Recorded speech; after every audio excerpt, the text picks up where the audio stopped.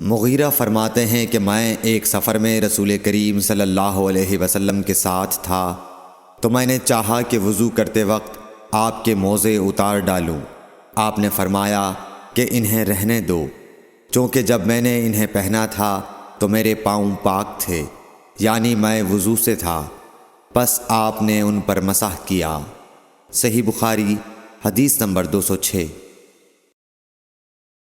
رسول کریم صلی اللہ علیہ وسلم نے بکری کا شانہ کھایا، پھر نماز پڑھی اور وضو نہیں کیا۔ صحیح بخاری حدیث نمبر 207۔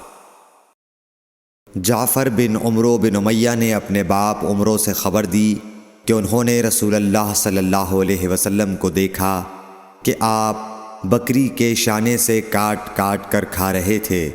پھر آپ نماز کے لیے بلائے گئے تو آپ نے چھری ڈال دی اور نماز پڑھی، نیا وضو نہیں کیا۔ صحیح بخاری حدیث نمبر 208۔ سوید بن نعمان رضی اللہ تعالیٰ عنہ نے خبر دی کہ فتح خیبر والے سال وہ رسول اللہ صلی اللہ علیہ وسلم کے ساتھ صحبا کی طرف جو خیبر کے قریب ایک جگہ ہے پہنچے۔ آپ صلی اللہ علیہ وسلم نے عصر کی نماز پڑھی، پھر ناشتہ منگوایا تو سوائے ستو کے اور کچھ نہیں لایا گیا۔ پھر آپ نے حکم دیا تو وہ بھگو دیا گیا۔